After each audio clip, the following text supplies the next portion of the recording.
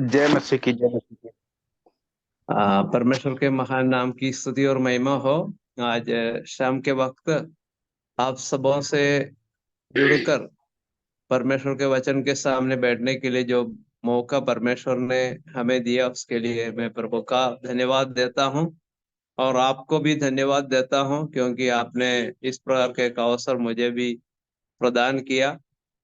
मैं प्रभु की स्तुति और तारीफ करता हूं। आज जब हम प्रभु के वचन के सामने बैठते हैं, भय और भक्ति के साथ बैठे, क्योंकि हम प्रभु की उपस्थिति में हैं। प्रभु हमारे दिलों को, विचारों को, हमारे जीवन की समस्याओं को, परेशानियों को, जीवन की हर बात को भली भांति जानता है। परमेश्वर से कोई बात छुपी हुई नहीं है। इसलिए प्रभु की उपस्थिति में हम प्रार्थना पूर्वक भय और भक्ति और नम्रता और दीनता के साथ बैठे, ताकि प्रभु हमारे दिलों से आज शाम को बात कर सके। इसमें जुड़े सभी भाइयों को, बहनों को, बच्चों को प्रभु यीशु मसीह के नाम में नमस्कार। परमेश्वर सबको स्वर्गीय का आशीष प्रदान करे। हम अपने परमेश्वर के बारे में काफी बातें जानते हैं, लेकिन परमेश्वर अद्भुत रीति से काम करने वाला परमेश्वर है। वो बात हम आज विचार करने जा रहे हैं। परमेश्वर हमारे छोटे से जीवन की छोटी बड़ी सब बातों को जानते हैं, और किस प्रकार प्रभु कार्य करते हैं उसके कुछ उदाहरण हम आज देखने जा रहे हैं। सबसे पहले हम खोलेंगे उत्पत्ति की पुस्तक। उत्पत्ति की पुस्तक 29वें अध्याय का 31 और 32 दो पदों को पढ़ेंगे। उत्पत्ति की पुस्तक यस सर। 29 का 31 और 32। कोई भी जब भाई यह पढ़ के। हाँ, जब उत्पत्ति यहोवा की ने पुस्तक। हाँ, पढ़िए जी पढ़िए। सर, जब यहोवा ने देखा कि लिया अप्रिय हुई, तब उसने उसकी कोख खोली, पर राहेल बांझ रही। अतः लिया गर्भवती हुई और उसके एक पुत्र उत्पन्न हुआ, और उसने यह कहकर उसका नाम रूबेन रखा, यहोवा ने मेरे दुखों पर दृष्टि की है, अब मेरा पति मुझसे प्रीति रखेगा। आमीन। हाँ, धन्यवाद। हाँ, धन्यवाद भाई। प्रार्थना करेंगे। हमारे महान जीवित परमेश्वर, हम आपका धन्यवाद करते हैं। आपके पवित्र वचन ये बताता है परमेश्वर किस प्रकार अद्भुत रीति से कार्य करता है। परमेश्वर पिता, जो वचन हमने पढ़ा है उसको समझने की आप सहायता कीजिए। आदि से अंत तक परमेश्वर की दया हम पर हो। प्रार्थना उद्धार करते यीशु मसीह के नाम में मांगते हैं, आमीन। परमेश्वर किस प्रकार कार्य करता है? यहाँ पर 31वें पद में लिखा है, यहोवा ने देखा। यहोवा ने देखा मतलब परमेश्वर देखता है और कार्य करता है। हम सोचते हैं कि परमेश्वर मेरे लिए कैसे कार्य करता है। कई बातें हमको मालूम नहीं, या और किसी को नहीं मालूम, लेकिन परमेश्वर को मालूम है। और परमेश्वर देखता है। क्या देखता है? आपकी वास्तविक स्थिति क्या है, आपकी मानसिक स्थिति क्या है, आपके हृदय में कौन सा विचार है, आपकी दुख और दुविधाएं क्या है। ये सब प्रभु जानता है। आपके दिल में बहुत बड़ा दुख हो सकता है, आपका मन टूट रहा होगा, लेकिन उस समय कौन मेरे लिए करेगा, ऐसा शायद आपने भी सोचा होगा। इस परिस्थिति में मेरे लिए कौन काम करेगा, ऐसा शायद आपने सोचा होगा। लेकिन यहाँ मेरे प्रियो, मैं बताना चाहता हूँ, प्रभु आपको देख रहा है, आपके दिल को देख रहा है, आपकी परिस्थिति को देख रहा है, आपके मन की दुख दुविधाओं को भी जानता है। तो यहाँ पर लिखा है 31वें पद में, यहोवा ने देखा। किसको देखा?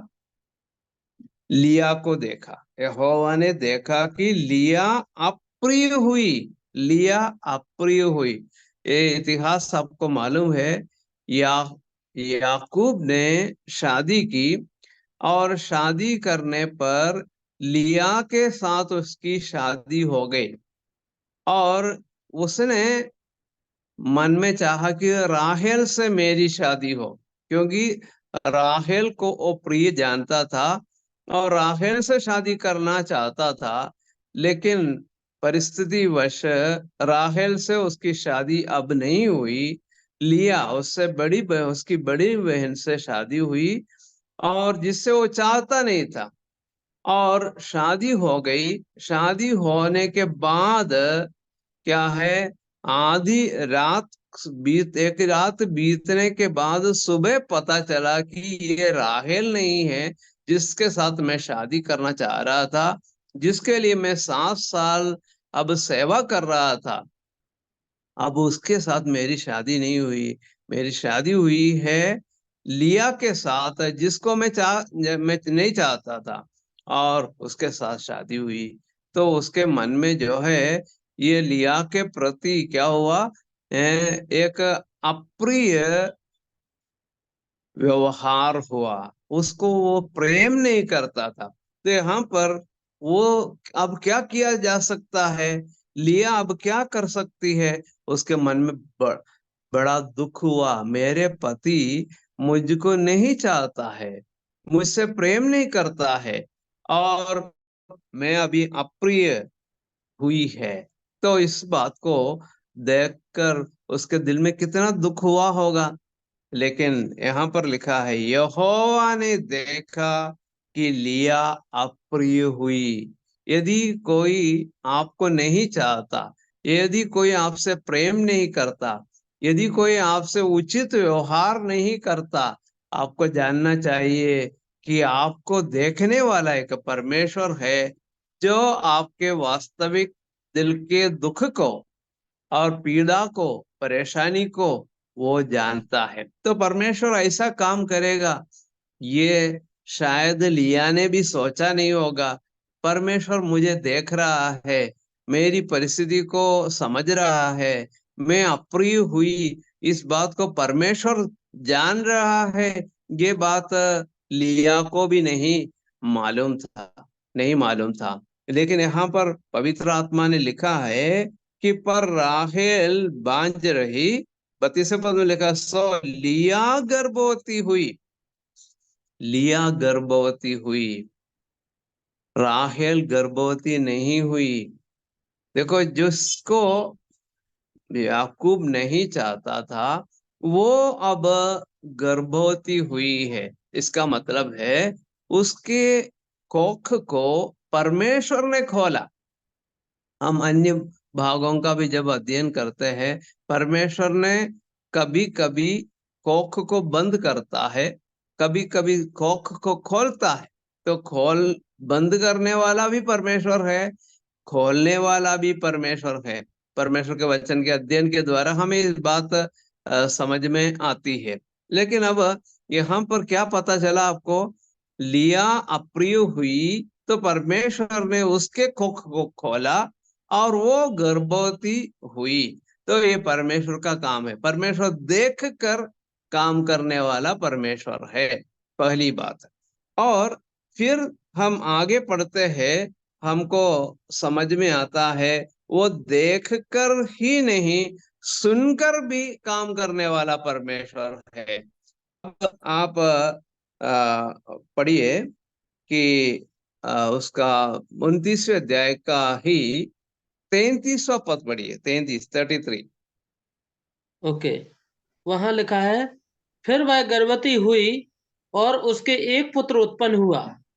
तब उसने यह कहा, यह सुन के कि मैं अप्रिय हूँ, यहोवा ने मुझे यह भी पुत्र दिया, इसलिए उसने उसका नाम सिमोन रखा। अच्छा, सुनकर, वहां पर एक शब्द है, आप देख सकते हैं। जी, सुनकर। हाँ, सुनकर कि सुन मैं अप्रिय हूं, है। परमेश्वर ने सुना। परमेश्वर सुनकर भी काम करता है, देख कर काम करने वाला है, सुनकर भी काम करने वाला परमेश्वर है।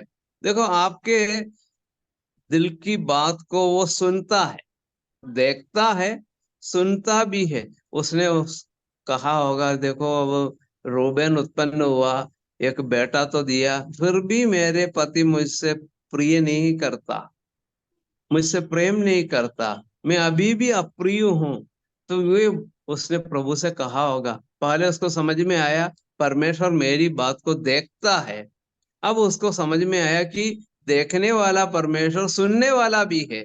तो उसने प्रभु से कई बार कहा होगा, प्रभु आज भी मेरे पति मुझसे प्रेम नहीं करता, वो अभी भी मैं अप्रिय हूँ प्रभु, और मेरी बात को सुनना, मेरी सहायता करना, ऐसा उसने परमेश्वर से विनती की। तो परमेश्वर से जब कहा, तो हम क्या देखते हैं, वह गर्भवती हुई, फिर वह गर्भवती हुई और उसके एक पुत्र उत्पन्न हुआ।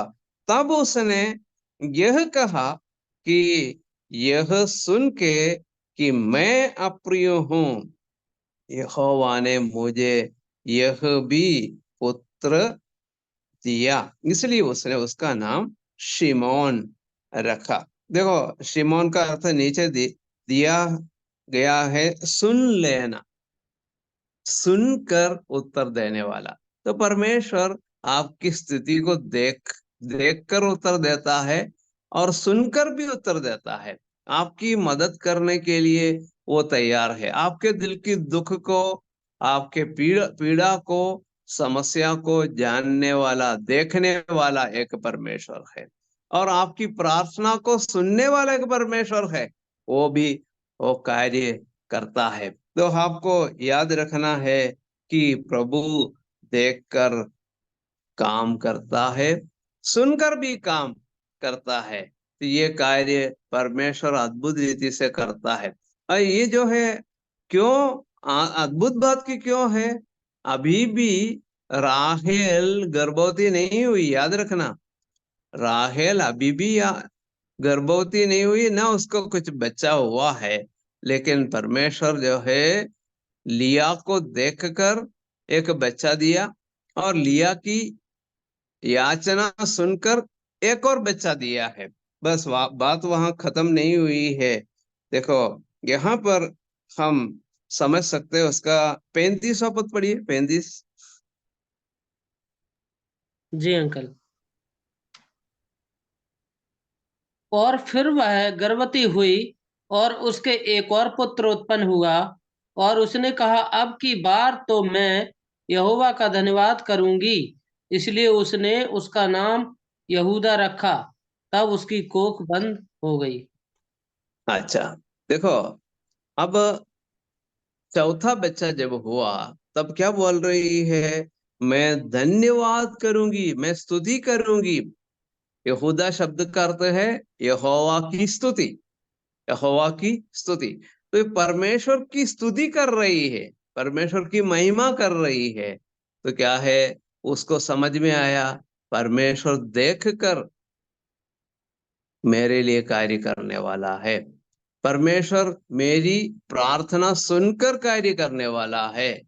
अब मैं प्रभु की स्तुति करूंगी, मैं प्रभु को धन्यवाद दूंगी, ऐसा वो कहती है। देखो, उसी के अनुसार उसने अपने बच्चे का नाम भी रखा, यहूदा मतलब परमेश्वर की स्तुति, परमेश्वर की स्तुति करते हुए उसने अपने बच्चे का नाम रखा। देखो मेरे प्रिय भाइयों और बहनों, क्या आप अप्रिय है?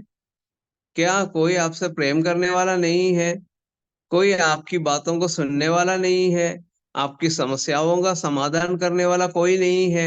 चिंता मत करो, आपको देखने वाला एक परमेश्वर है, आपकी प्रार्थना को सुनने वाला एक परमेश्वर है।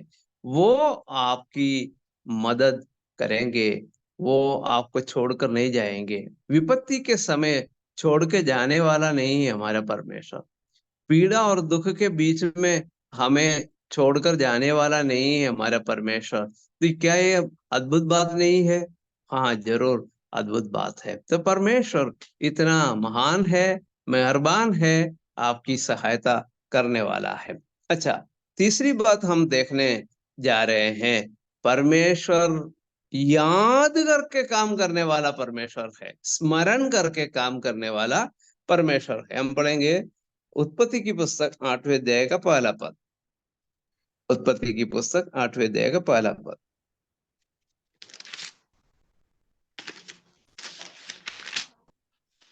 Okay sir. परंतु परमेश्वर ने नूह और जितने बनेले पशु और घरेलू पशु उसके संग जहाज में थे, उन सबों की सुधि ली, और परमेश्वर ने पृथ्वी पर पवन बहाई और जल घटने लगा। अच्छा, क्या लिखा है? सुधि ली। किसकी सुधि ली? नूह की कि और जितने बनेले पशु, घरेलू पशु उसके संग जहाज में थे, उन सबों की सुधि ली या स्मरण किया या याद किया। परमेश्वर ने सुधि ली। परमेश्वर सुधि लेने वाला है क्या? हाँ, सुधि लेने वाला है। स्थिति देखो यहाँ पर, नूह और उसके परिवार, नूह की पत्नी, नूह के 3 लड़के और 3 लड़कों की पत्नियां। तो इस प्रकार 8 लोग अब इस जहाज के अंदर 5 महीने से या उससे ज्यादा समय से रह रहे हैं, उसके अंदर रह रहे हैं। आप सोच लो, एक जहाज के अंदर 5 महीने या 5 महीने से ज्यादा समय रहना कितने कठिन, या एक अपन सोच भी नहीं सकते ऐसी एक स्थिति में है। अब उनको वहां से, उससे छुटकारे की जरूरत है।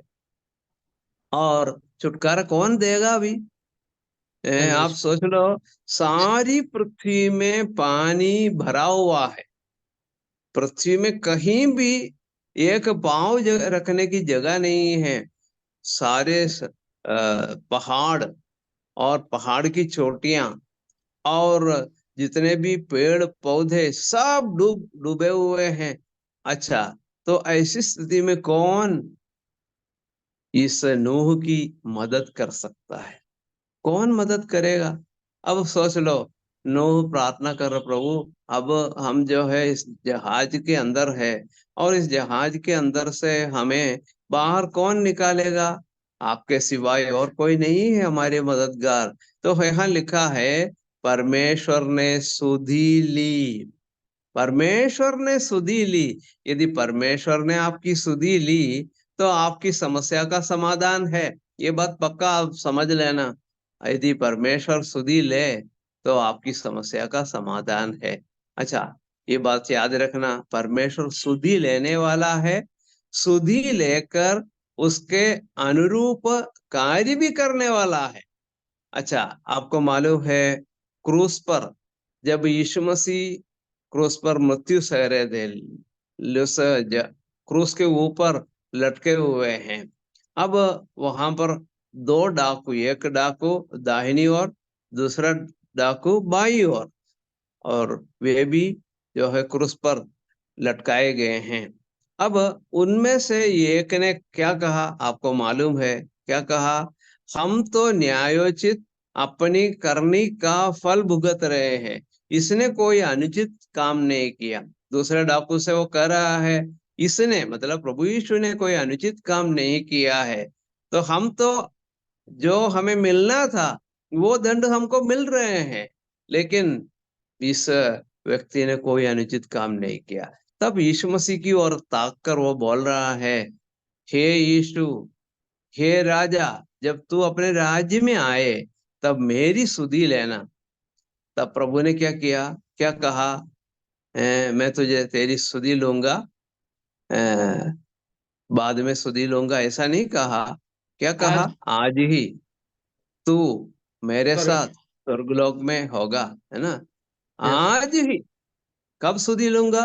आज। हाँ। आज मैं तेरी सुधि लूंगा, अभी तेरी सुधि लूंगा। आज ही तू मेरे साथ स्वर्ग लोक में होगा। तो परमेश्वर हमारी सुधि लेने वाला परमेश्वर है, हैं? एक व्यक्ति जब संकट में है, परेशानी में है, दुख में है, दुविधा में है, तब कौन सुधि लेगा?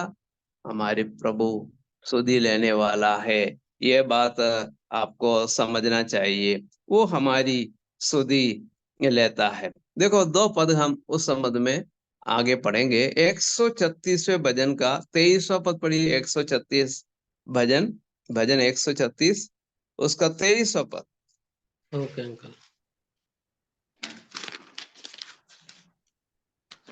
सो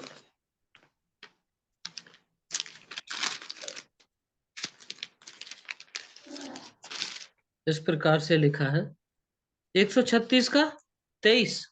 23। उसने हमारी दुर्दशा में हमारी सुधि ली, उसकी करुणा सदा की है। आमीन। हाँ, कब कब सुधि ली? दुर्दशा में। उसने हमारी दुर्दशा में हमारी सुधि ली, उसकी करुणा सदा सदा। की है। परमेश्वर सुधि लेने वाला है। बहुत सारे उदाहरण बाइबल में है, तो इनमें से गिने चुने कुछ पदों को हम देख रहे हैं। परमेश्वर कब सुधि लेते हैं? जब आपकी स्थिति अच्छी हो, उस समय नहीं। जब आपकी स्थिति खराब है, दुर्दशा में पड़े हैं। हम न्यायों की पुस्तक का यदि अध्ययन करें, कई बार दुर्दशा की स्थिति उनके जीवन में आई। इस्राएल लोग बड़ी दुर्दशा में थे, क्योंकि उनके शत्रु उनको दबा रहे थे, उनको घेर कर उन्हें परेशान कर रहे थे। तो बहुत बुरी बुरी स्थिति से वे लोग गुजरे, तब परमेश्वर ने सुधि ली, ऐसा हम पढ़ते हैं। परमेश्वर ने सुधि ली। उसी बात को हम 136वें भजन के 23वें भजन में पढ़ा, 23वें पद में पढ़ा।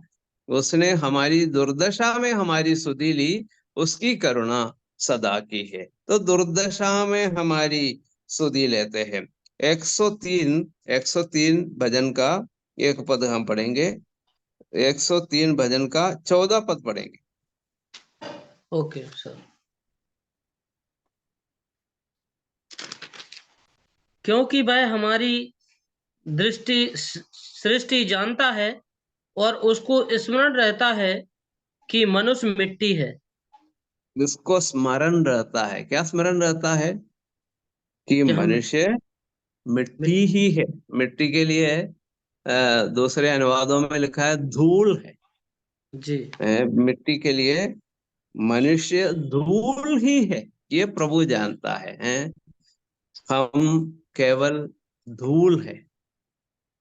अच्छा, इतना हम छोटे हैं, है ना। धूल मतलब एक सूक्ष्म धूल, धूली। आप सोच लीजिए, मतलब इतना छोटा, मतलब आटा जब हम पीसते हैं तो ये कितनी बारीक पीसते हैं। या रवा मिलता है, रवा। रवा मिलता है, कितने बारीक होती है। तो इतना सूक्ष्म धूली है, हमारी गिनती इतनी ही है। तो प्रभु क्या याद करते हैं? उस प्रभु को स्मरण रहता है कि हम धूल है। रहता है कि मनुष्य धूल है, कुछ भी नहीं है। हम कुछ भी नहीं है प्रभु के सन्मुख। क्या है? जब आकाश के तारों को प्रभु स्मरण करे, तो मनुष्य क्या है? मनुष्य क्या है? कुछ भी नहीं है। हम पढ़ते हैं भजन संहिता 8 में पढ़ते हैं, इसमें अभी हम खोलकर नहीं पढ़ेंगे। वहां पर लिखा, जब परमेश्वर ने तारों को स्मरण किया, लेकिन परमेश्वर ने मनुष्य को भी स्मरण किया। तो लेकिन तारों के सामने मनुष्य क्या है? कुछ भी नहीं है, धूल ही है। वो केवल धूल है। लेकिन परमेश्वर ऐसी स्थिति में भी स्मरण करता है, और स्मरण करने वाला ही नहीं, मदद भी करता है ना। परमेश्वर मेरा स्मरण करता है, बहुत अच्छी बात है। लेकिन केवल स्मरण करने वाला नहीं, फिर क्या करता है? मेरी मदद भी करता है ना। हाँ, स्मरण कर लिया, अच्छी बात है। लेकिन स्मरण करके वो कतरा के चले जाने वाला नहीं है, वरन जो उतरता है ना, वो अपने सवारी से उतरता है। जैसे हम सामरी के बारे में पढ़ते हैं, है ना। एक व्यक्ति अधमुआ पड़ा है, सड़क के किनारे अधमरा पड़ा है, कोई उसकी सुधि लेने वाला नहीं था। वो शायद चिल्ला रहा होगा, मालूम नहीं। लेकिन एक लेवी आया, वो कतरा कर चला गया। एक याजक आया, वो भी कतरा कर चला गया। तो अब मददगार कौन है? कोई मददगार है? अब देखो, एक सामरी आया। हैं? एक सामरी आया, लेकिन वो, उसने देखा उस व्यक्ति को और उतरा अपने सवारी से, और उतर कर उसके पास गया, और उसके उसके जख्म में उसने क्या किया? दाखरस और तेल उंडेल और पट्टी बांधी, और उससे अपने सवारी के उसके ऊपर उसको बिठा दिया, और उसको पहुंचा दिया उस सराय में। देखो, उसके दिल में कितनी शांति मिली होगी, कितनी सांत्वना मिली होगी। देखो, वो उस व्यक्ति को देखो, वो व्यक्ति जो है सच में प्रभु को धन्यवाद दिया। कि हम क्या देखते हैं, हमारे प्रभु हमारी स्थिति को देखकर वो कतरा कर चले जाने वाला नहीं है, सुधि लेता है। सुधि लेता है, और सुधि लेकर हमारी समस्या का समाधान करता है। तो यहाँ पर हमने देखा उत्पत्ति की पुस्तक 8वें अध्याय में कि परमेश्वर ने सुधि ली। किसकी सुधि ली? नूह की, नूह की पत्नी की, नूह के 3 लड़कों की, और उन लड़कों की पत्नियों की सुधि ली। फिर जितने भी पशु, जानवर, रेंगने वाले जंतु, जितने भी जीव जंतु उसके अंदर थे, सबकी सुधि ली। फिर क्या किया, ये आज हमको विचार करना है। परमेश्वर ने सुधि ली, तो क्या है, आगे आप पढ़ेंगे तो आप समझ सकते हैं। हम उत्पत्ति की पुस्तक 8वें अध्याय में फिर से जाएंगे, वहां प्रभु ने क्या किया ये भी आपको समझना चाहिए। दूसरा पद पढ़िए, 8 का 2।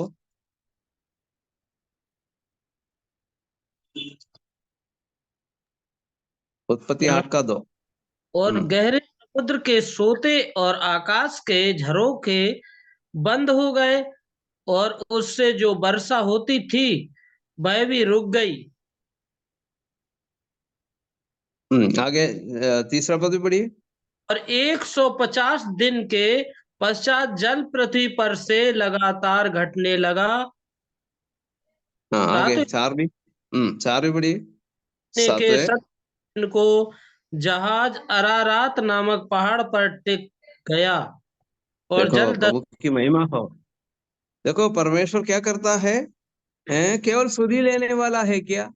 नहीं, के अनुसार उनकी समस्या का भी समाधान भी कर रहे हैं। यहाँ पर 6 बातें हम देख सकते हैं। जल घटने लगा, पहली बात।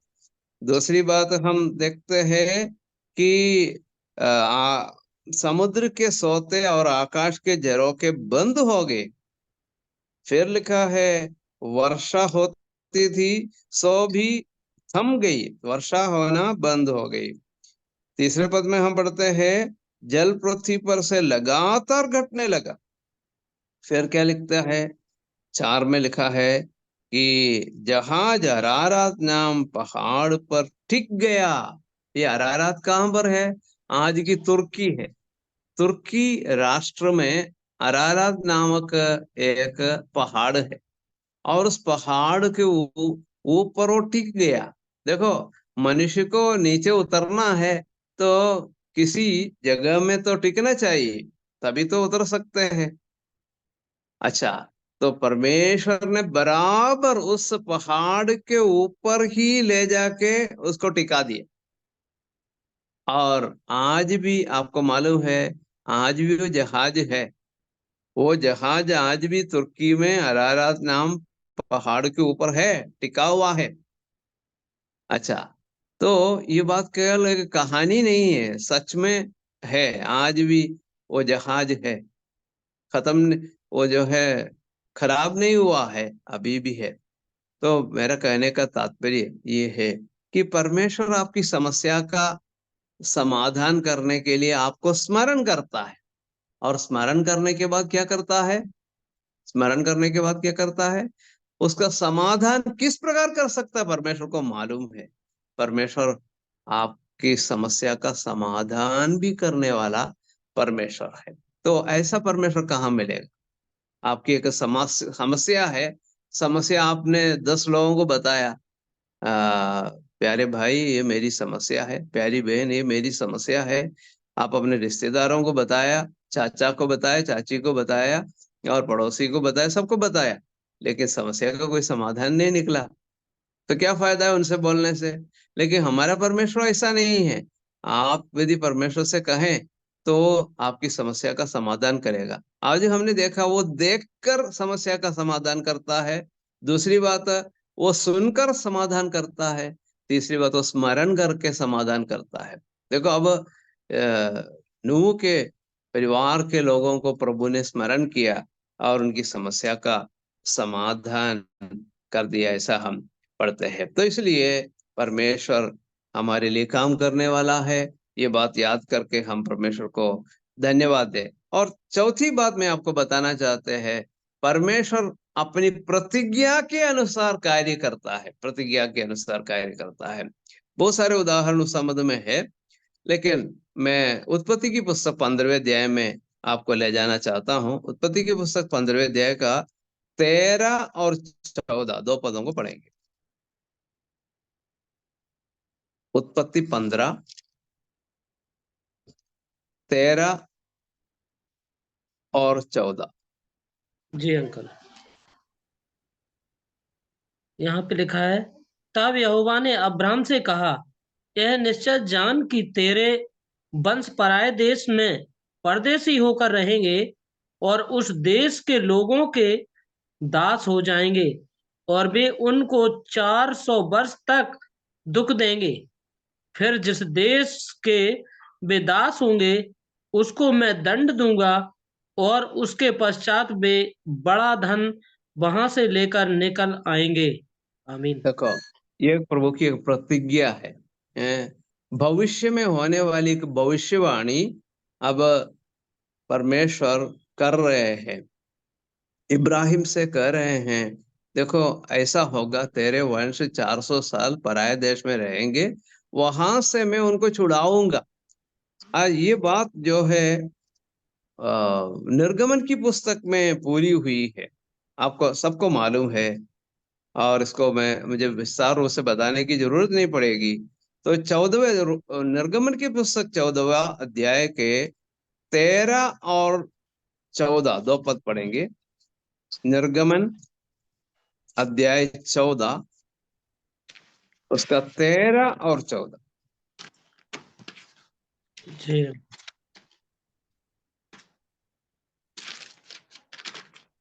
प्रकार से लिखा है, 13 का 13 14 ना अंकल? जी हाँ, जी जी, 14 का 13 14। Okay uncle. मूसा ने लोगों से कहा, डरो मत, खड़े खड़े वह उद्धार का काम देखो जो यहोवा आज तुम्हारे लिए करेगा, क्योंकि जिन मिस्रियों को तुम आज देखते हो उनको फिर कभी ना देखोगे। यहोवा आप ही तुम्हारे लिए लड़ेगा, इसलिए तुम चुपचाप रहो। आमीन। हाँ, इसलिए तुम चुपचाप रहो। यहाँ पर समस्या क्या है? 400 साल बीत गए। इसराइली लोग मिस्र देश में पहुंचकर अब 400 साल बीत गए और बड़ी पीड़ा को सह रहे हैं। कष्ट सह रहे, बेगारी करने वाले उनको कष्ट पहुंचा रहे हैं, तकलीफ पहुंचा रहे हैं। और फिरौन उनको जाने नहीं दे रहे हैं। मूसा बार बार जाकर बोलते हैं अपने लोगों को। यहोवा कहता है कि अपने लोगों को मेरी उपासना करने के लिए छोड़ दो। लेकिन वो बोलता है नहीं, मैं नहीं छोड़ूंगा, मैं जाने नहीं दूंगा। रोक रहा था। तो 10 अलग अलग प्रकार की जो है बाधाएं परमेश्वर ने उनके बीच में भेजा, विपत्तियां भेजा। और उन विपत्तियों के बावजूद भी तैयार नहीं था फिरौन, उनको छोड़ने को तैयार नहीं था। पहलौठों की मृत्यु हुई, फिर भी छोड़ने को तैयार नहीं था, उनका पीछा करके चले गए। लेकिन वे लोग लाल समुद्र के पास पहुंच गए। लाल समुद्र के पास पहुंच गए तो जनता घबराएगी, सोचा कि अब कौन बचाएगा, लाल समुद्र में हम सब डूब के मर जाएंगे, हमें बचाने वाला कोई नहीं है। लेकिन हम देखते हैं परमेश्वर ने अपनी प्रतिज्ञा के मुताबिक कार्य किया। ये एक आश्चर्य की बात है। परमेश्वर आश्चर्य काम करने वाला परमेश्वर है, प्रतिज्ञा के अनुसार कार्य करने वाला परमेश्वर है। परमेश्वर की प्रतिज्ञा होती है, उस प्रतिज्ञा के अनुसार प्रभु कार्य करते हैं। यदि प्रभु कहता है मैं करूंगा, 400 साल के बाद मैं तो तेरी तेरी जाति को वहां से छुड़ाऊंगा, मैं तो छुड़ाऊंगा। उत्पत्ति की पुस्तक में परमेश्वर ने इब्राहिम से जो कहा था वही बात अब यहाँ पूरी हो गई। तो इसलिए मूसा कहते लोगों से, मूसा मूसा ने कहा डरो मत, डरो मत, खड़े खड़े वो उद्धार का काम देखो जो हो आज तुम्हारे लिए करेगा। परमेश्वर किस प्रकार कार्य करता है, ये एक आश्चर्य की बात है। तो यहाँ पर परमेश्वर का अद्भुत कार्य हुआ, किस प्रकार हुआ उसका एक कहानी भी आपको मालूम है। लेकिन हम उसको समझने के लिए दो पदों को पढ़ेंगे। 21, 14वें अध्याय का 21 और 22 पढ़ेंगे। जी अंकल। तब मूसा ने अपना हाथ समुद्र के ऊपर बढ़ाया और यहोवा ने रात भर प्रचंड पुरवाई चलाई और समुद्र को दो भाग करके जल ऐसा हटा दिया जिससे उसके बीच सूखी भूमि हो गई। तब इस्राएली समुद्र के बीच स्थल पर होकर चले और जल उनकी दाहिनी और बाईं ओर दीवार का काम देता था। कभी आपने ऐसा देखा है क्या? नहीं हम्म। देखा। कहीं नहीं, मैंने भी नहीं देखा। जी। दुनिया में इतिहास में सबसे बड़ा एक आश्चर्य कर्म है ये, समुद्र को दो भाग करना। ये किसी से होता नहीं है। और समुद्र के बीच में सूखी भूमि, ये तो अपन सोच भी नहीं सकते, सोच भी नहीं सकते। जब बारिश होती है 2 दिन 3 दिन 4 दिन, या कभी कभी बारिश के समय 2 हफ्ते तक बरसात होती रहती है, फिर उस मिट्टी सूखने में कितना दिन लगता है, बहुत दिन लगता है ना। ये 1 हफ्ते में नहीं, 2 हफ्ते में नहीं, 3 हफ्ते में नहीं, 1 महीने भी नहीं, बहुत दिन के बाद धीरे धीरे धीरे धीरे सूखता है। अब समुंदर जो है ऐसी जगह है, वहां की जो मिट्टी जो है, पानी पी पी के जो है इतना तरल हो गया है कि वो मिट्टी जो है वो सूखना आसान काम नहीं है। लेकिन आसान परमेश्वर ने कर दिया।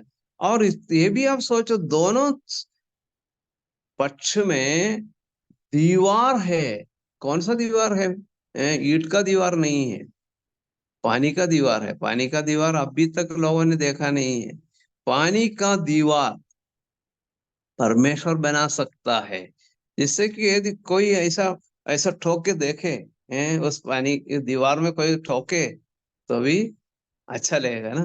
पानी को यूं मारे तो क्या है, पानी जो है हमारे पास में नहीं आएगा, जो पानी बहकर हमारे पास नहीं आएगा, वो पानी वहां बना रहता है। सोचो, थोड़ा आप कल्पना कीजिए। तो इस पानी को आप थोड़ा अपनी मुट्ठी से मार के देखो, बच्चे जो है खेल खेलते हुए उसके ऊपर जो है उस मिट्टी की दीवार पर जो है टकराते हुए जाते हैं, लेकिन वो ना वो दीवार गिरता है, ना वो पानी बहता है। देखो कैसा अद्भुत काम है।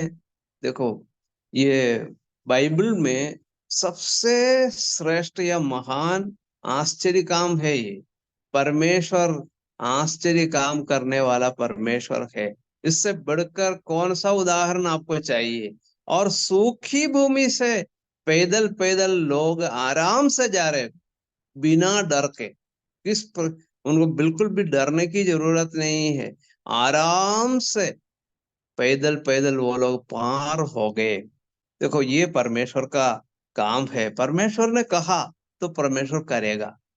यदि परमेश्वर ने प्रतिज्ञा की है, उस प्रतिज्ञा को पूरी करने वाला है हमारा परमेश्वर। यदि आपके साथ वचन के द्वारा परमेश्वर ने कोई प्रतिज्ञा की है, वो प्रतिज्ञा पूरी हो जाएगी। बिल्कुल भी डरने की जरूरत नहीं है। तो परमेश्वर अपनी प्रतिज्ञा के मुताबिक कार्य करने वाला है। अब देखो, एक असाध्य बात, अनहोनी बात है, लेकिन अनहोनी बात भी वो पूरी कर सकता है। अब आप सोच लीजिए, मूसा के समय, सॉरी, नूह के समय पानी ऐसा क्यों नहीं सूखा है? उस पानी को भी प्रभु एक दिन में सुखा सकते थे, नहीं कर सकते थे क्या? कर सकते थे, पर क्यों नहीं किया? ये भी समझने की एक बात है। लगभग डेढ़, सॉरी, 6 महीने या उससे ज्यादा समय पानी बना रहा, तो जितने जानवर, मनुष्य, जितने भी जंतु, जीव जंतु मर गए, वे सब सड़कर गलकर जो है खत्म हो गए। बदबू नहीं आएगी। 5 महीने से या 6 महीने से पानी में पड़े पड़े जो है सब गल गए। अब उसको अंतिम संस्कार देने की कोई जरूरत नहीं है। ये भी परमेश्वर की एक योजना है, एक कार्यक्रम है। शायद आपने सोचा भी नहीं होगा ये बात। देखो, 5 महीने परमेश्वर ने क्यों पानी वहां ऐसे रखा, या 6 महीने तक क्यों बनाए रखा? जिससे कि उसके नीचे जितने लोग मर गए हैं, सब जो है सड़ कर, गल कर जो है मिट्टी में मिला दी गई। तो क्या है, ये भी परमेश्वर का कार्यक्रम है। लेकिन अब वर्तमान में इसराइलियों को उस पार कराने के लिए ये काफी नहीं है। 6 महीने में लाल समुद्र सूख जाए, उसके बाद पार हो जाए, नहीं नहीं, अभी तो जल्दी है, जल्दी काम करना है। तो प्रभु ने एक दिन में सुखा दिया। और इस आश्चर्य काम को उन्होंने देखकर परमेश्वर की स्तुति की। वो 15वें अध्याय में हम पढ़ते हैं, उसमें हम नहीं जाएंगे। निर्गमन की पुस्तक 15वें अध्याय में परमेश्वर की स्तुति करते हुए वे लोग हंसते हुए, खुशी मनाते हुए, आनंद के साथ प्रभु की महिमा कर रहे हैं। कैसा महान है हमारा परमेश्वर! ये याद करके परमेश्वर पर और मूसा पर उन लोगों ने विश्वास किया। ऐसा हम 15वें अध्याय में पढ़ते हैं। ठीक है, तो हम क्या देखते हैं कि परमेश्वर का काम देखो, साथ साथ फिरौन और उसकी सेना पूर्ण रीति से खत्म हो गए। पढ़िए एक पद, 14 का 28। Okay uncle. और जल के पलटने से जितने रथ और सवार इसराइलियों के पीछे समुद्र में आए थे, वे सब वरन फिरौन की सारी सेना उसमें डूब गई और उसमें से एक भी ना बचा। देखो, प्रभु का वचन कितना साफ रीति से लिखते हैं। आश्चर्य की बात है, वहां सारी सेना उसमें डूब गई, इतना बोलना काफी है, इतना बोलना काफी है।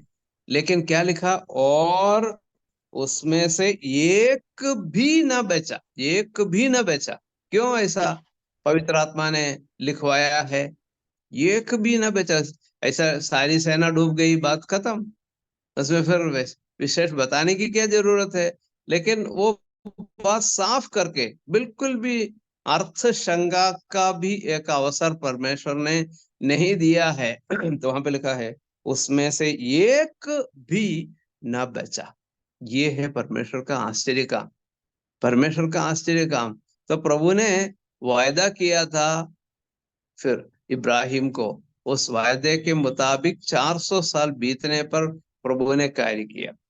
और प्रभु ने मूसा के द्वारा कहा, ये जिन जिन लोगों को तुमने अभी देखा है, उनको तुम कभी ना देख पाओगे।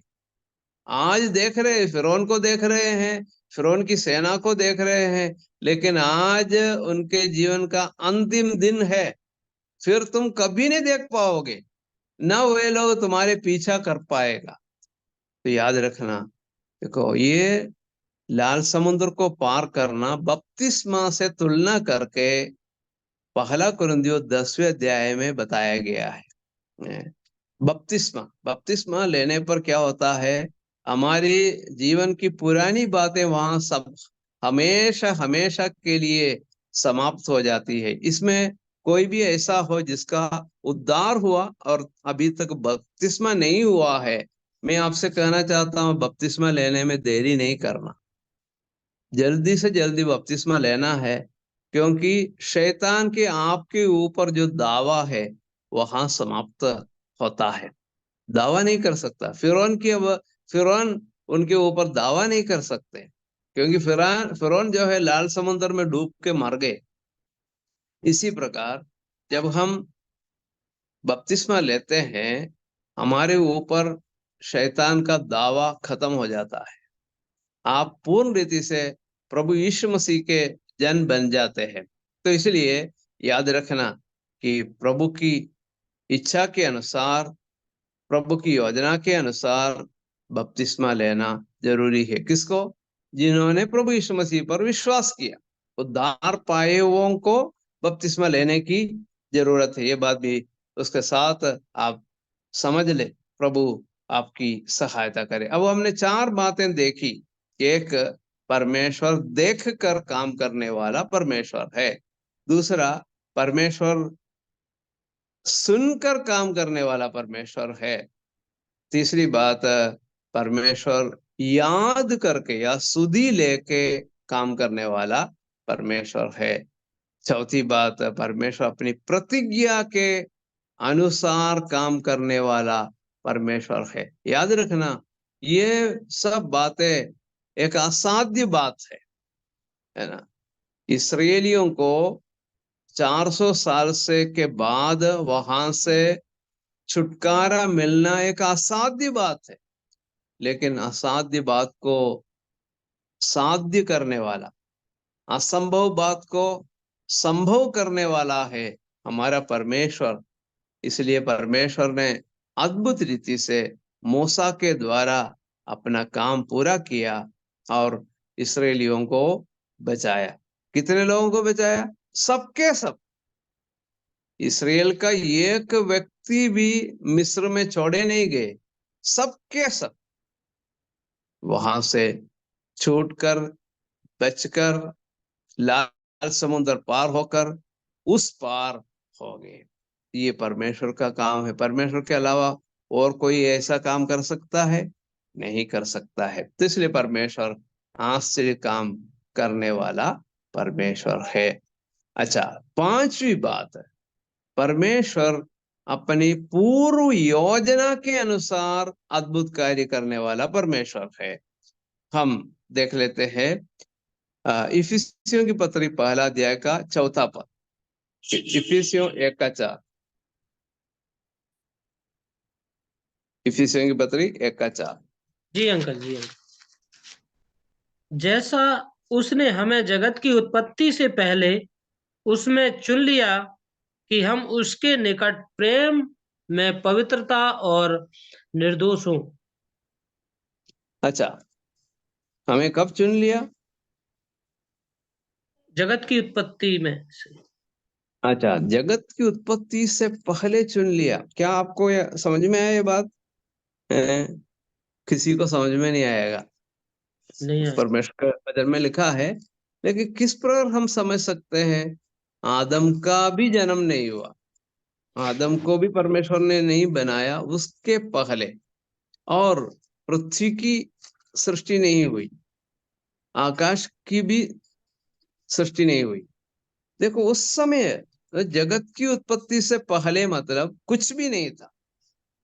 परमेश्वर है, स्वर्ग है, स्वर्गदूत है, सब है, लेकिन एक मानव भी नहीं, आदम नहीं है। आदम का जन्म नहीं हुआ तो क्या है, कैसे प्रभु उसके लिए योजना बना सकते हैं? लेकिन परमेश्वर ने योजना बनाई। मुझे और आपको जगत की उत्पत्ति से पहले चुन लिया, ऐसा परमेश्वर के वचन में लिखा है। जगत की उत्पत्ति से पहले चुन लिया। परमेश्वर अपने पूर्व ज्ञान के अनुसार परमेश्वर कार्य करने वाला परमेश्वर है। हम रोमियो की पत्री 8वें अध्याय से पढ़ेंगे। रोमियो की पत्री 8वें अध्याय का 29 और 30 दो पद पढ़ेंगे। रोमियो 8 का 29 और 30। जी, क्योंकि जिन्हें उसने पहले से जान लिया है, उन्हें पहले से ठहराया भी है कि उसके पुत्र के स्वरूप में हो, ताकि वह बहुत भाइयों में पहलौठा ठहरे। फिर उन्हें उसने पहले से ठहराया, उन्हें बुलाया भी, और जिन्हें बुलाया उन्हें धर्मी भी ठहराया है, और जिन्हें धर्मी ठहराया है उन्हें महिमा भी दी है। आमीन। हाँ, धन्यवाद भाई। देखो यहाँ पर कैसे लिखा है, पहले से जान लिया। इफिसियों की पत्री 1 का 4 में लिखा पहले से चुन लिया, जगत की उत्पत्ति से पहले चुन लिया। यहाँ पे लिखा है पहले से जान लिया। परमेश्वर ने मुझे और आपको पहले से जान लिया। फिर लिखा है पहले से ठहराया भी। पहले से ठहराया भी, पहले से जान लिया, पहले से ठहराया। मतलब ये एक क्या बोलना चाहिए, आकस्मिक बात नहीं है। आकस्मिक बात नहीं है कि परमेश्वर ने क्या किया तो अ, जब प्रभु यीशु मसीह संसार में आया तो लगा कि उनको चुन ले, इनके चुन ले। हाँ, इस वजह से जो है 1000 लोगों को देखा तो सोचा कि 100 लोगों को उनमें से चुन ले। हाँ, ऐसा नहीं, ऐसा नहीं। ये जो चुनाव जो है जगत की उत्पत्ति से पहले है, इसलिए लिखा है जगत की उत्पत्ति से पहले मसीह में चुन लिया, पहले से जान लिया, पहले से ठहराया। तो ये एक आकस्मिक बात परमेश्वर नहीं कर रहे हैं। जगत की उत्पत्ति से पहले आप सोच लो कितने हजारों साल पहले परमेश्वर ने आपको चुन लिया है। कल परसों की बात नहीं है। हजारों हजारों साल के पहले परमेश्वर ने आपको चुन लिया है। तो ये चुनाव जो है कितना महान चुनाव है। एक आश्चर्य की बात है कि प्रभु ने आपको चुन लिया, मेरी आवाज को सुनने वाले हर एक भाई को, बहन को चुन लिया। ये चुनाव जो है परमेश्वर की ओर से है। इसमें जो बच्चे सुन रहे हैं, बच्चों को भी प्रभु ने चुन लिया है। तो परमेश्वर आपके गर्भ में उत्पन्न होने से पहले आपको चुन लिया। आपने नहीं जाना, परमेश्वर के चुनाव के बारे में आपने नहीं जाना, लेकिन परमेश्वर को मालूम था। और उस चुनाव के अनुसार एक दिन प्रभु ने आपको बुलाया और आज प्रभु की उपस्थिति में है, प्रभु के लोग हैं। तो ये जो कार्य सच में आश्चर्य की बात है। ये इस प्रकार का आश्चर्य कर्म नहीं करते। अब जो है जिस यहाँ पर अलग अलग लोग प्रभु के वचन से बोलते हैं, उनको आप 1 हफ्ते पहले बुलाते होंगे, या 2 हफ्ते पहले बुलाते होंगे, या 1 महीने पहले बुलाते हैं, कभी कभी 1 दिन पहले बुलाते होंगे। ऐसा नहीं कि आप बहुत साल पहले उनको बुला के ये वचन से बोलना है, ऐसा आप कहते हैं। लेकिन परमेश्वर का काम ऐसा नहीं है।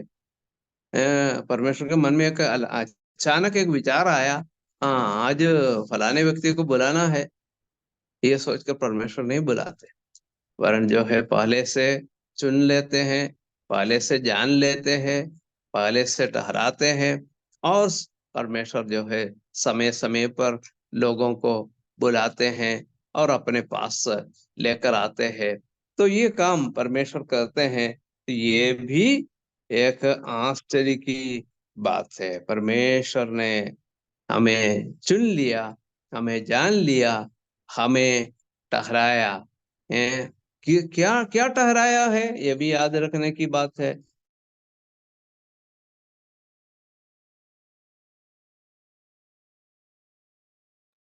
इफिसी की पत्री 1 का 5 पढ़िए, क्या लिखा है।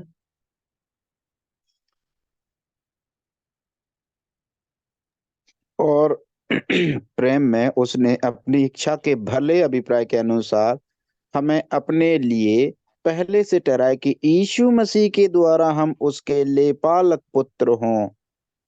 हाँ, लेपालक पुत्र हो, पहले से ठहराया कि यीशु मसीह के द्वारा हम उसके लेपालक पुत्र हो। इसका मतलब क्या है? लेपालक पुत्र का मतलब लेकर पालना, या क्या बोलना चाहिए,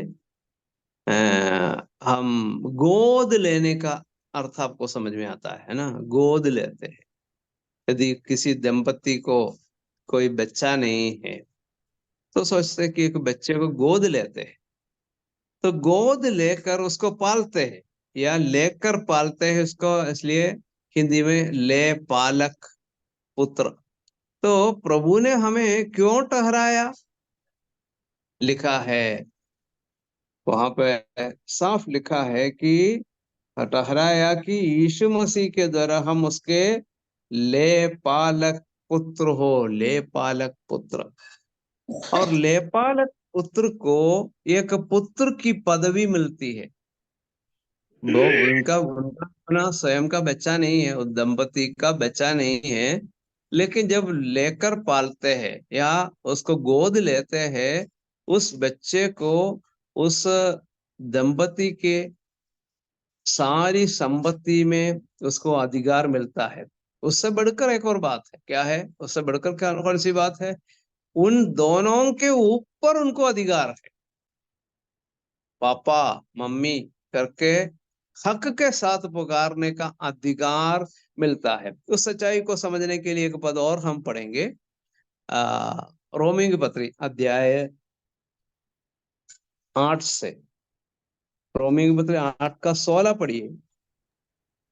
रोमी की पत्री 8 का 16।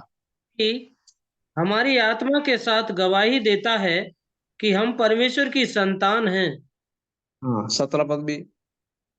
और यदि संतान है तो वारिस भी, वरन परमेश्वर के वारिस और मसीह के संगी वारिस हैं, कि जब हम उसके साथ दुख उठाएं तो उसके साथ महिमा भी पाएं।